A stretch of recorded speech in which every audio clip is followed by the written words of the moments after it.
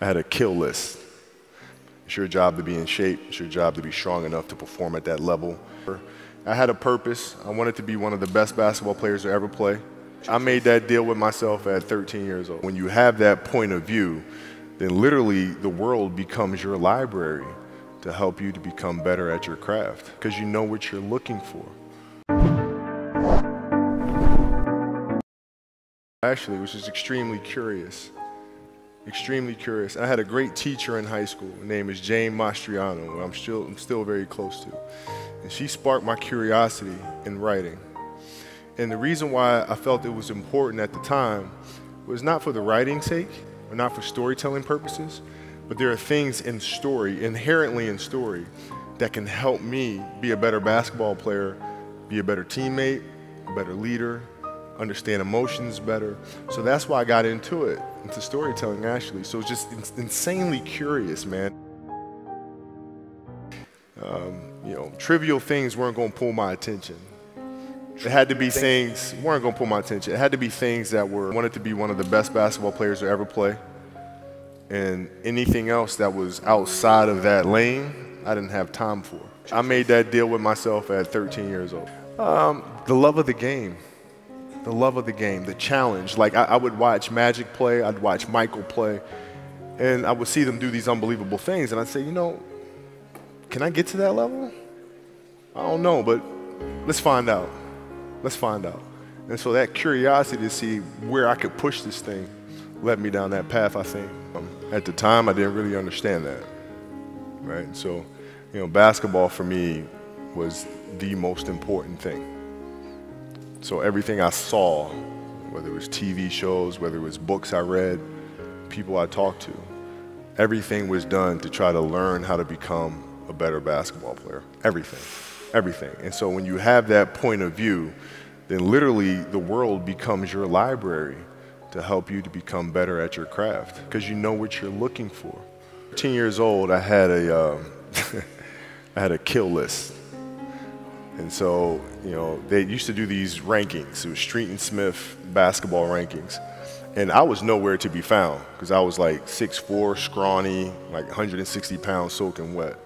So I was like 57 on the list. And so I would look at 56, 55, all the way up to number 1, who these players are, what club teams they played for. So when we go on an AAU travel circuit, I got to hunt them down. Right? And so that became my mission in high school, is to check off every other person, all those 56 other names, hunt them down and knock them down. That was it. Well, it depends what year. So like at 13 years old, you know, I played the longer game because my game wasn't about being better than you at 13. It was to be better than you when, you know, the chips are really on the line.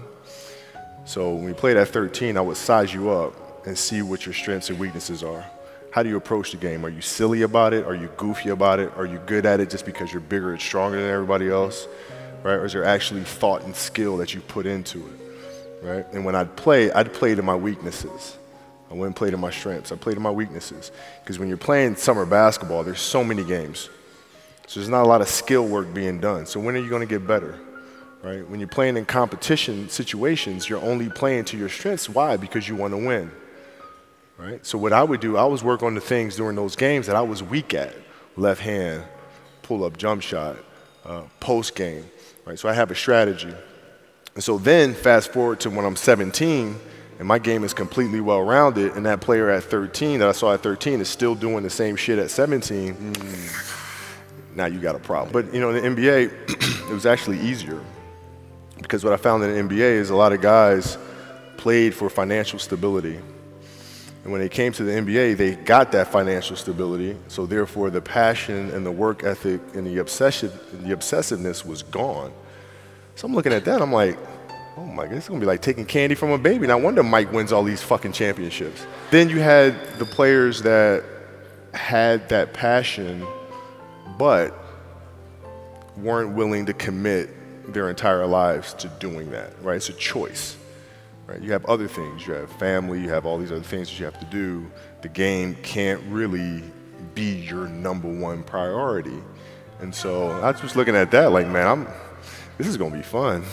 Kids, you know, Natalia had a certain, health situation or what have you, and you're staying up all night, and then you got to go out and perform because fans don't know, teammates don't know, nor do they care, nor should they, that you've been up all night.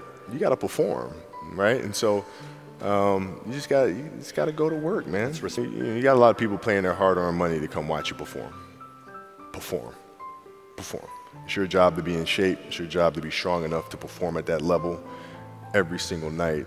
And as a competitor, I'm not ducking shit. Like, it's not, oh my God, my back hurts, I'm sore, we got to play Vince Carter and Toronto Raptors tonight. We actually had this happen. We had a game against Toronto in 2000, and Vince was tearing the league up. My back was jacked.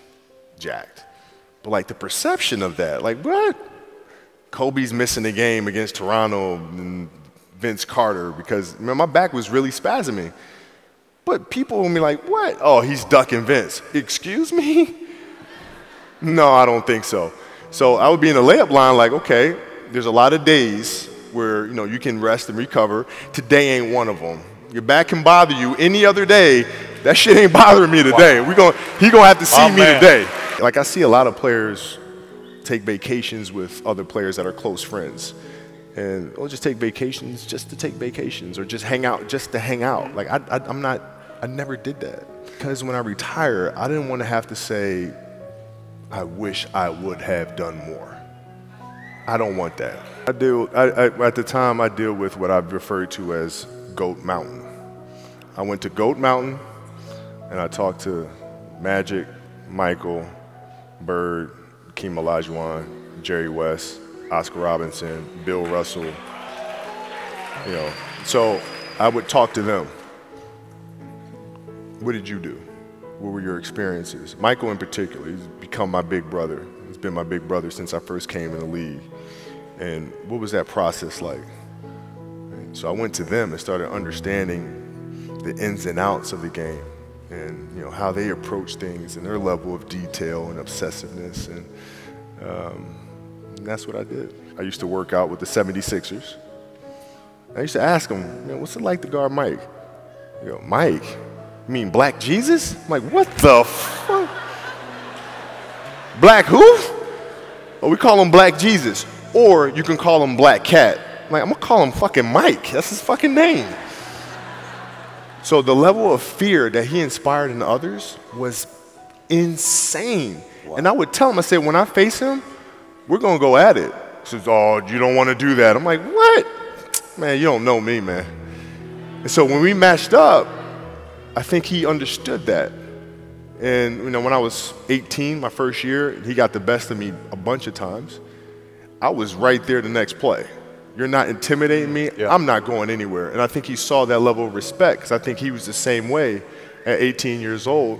And that common bond is what I think, where our connection was built.